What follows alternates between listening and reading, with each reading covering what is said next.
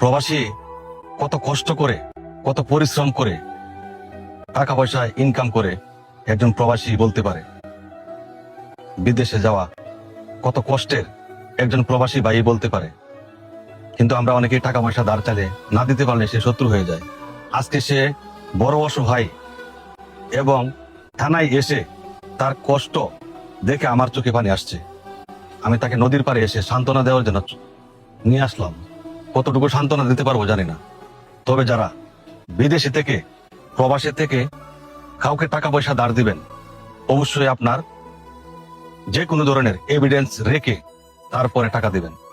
প্রমাণপত্র যদি না থাকে তাহলে আপনি কিন্তু অসহায় হয়ে যাবেন এই প্রবাসী ভাইয়ের মতো। আমার সব প্রবাসী ভাই আপনারা হচ্ছেন রেমিডেন্স যোদ্ধা। আপনারা আমাদের দেশের সম্পদ।